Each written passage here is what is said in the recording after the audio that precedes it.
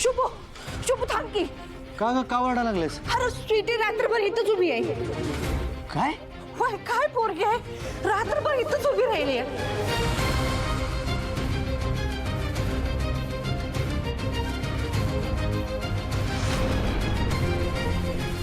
बघितलंस पोरगी कशी रातभर बाहेर उभी आहे. तुमच्या लाडाचे परिणाम आहेत ते. घ्या न डोक्यावर सोडून. अरे शुभ समजा तुझं खरं आहे रे, पण तू एकदा तिच्याशी बोल की. तुला तिचा हट्ट ठाऊक आहे ना, तू नाही बोललास ना ती अशीच थांबून राहील. हे बरं दिसतंय का? हे मान्य आहे स्वीटी हट्टी आहे, अरे पण तिचं मन चांगलं आहे की. आई तिच्यावर आत्ता बोललो ना, तिला सवय लागल. हे असलं की नाही सारखं वागत बसल ती. शुभ ऐक माझं, तू तिच्याशी बोल. हे आई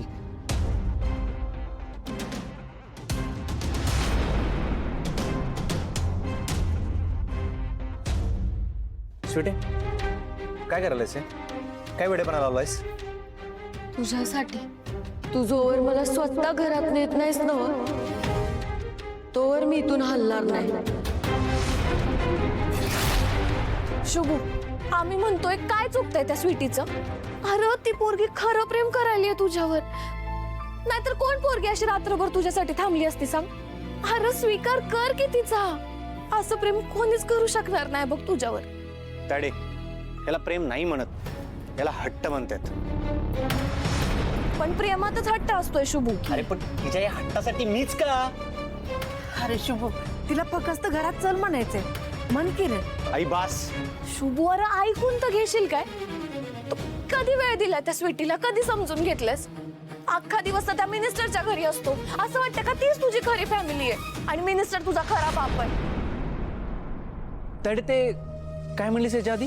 कुठं काय काय नाही. ते म्हणलीस की ते मिनिस्टर पूर्ण वेळ काय म्हणलीस? हा ते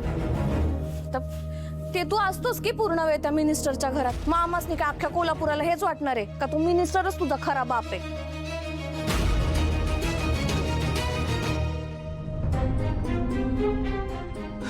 ताडे थँक्यू. काय आयडिया दिलास, खरंच थँक्यू.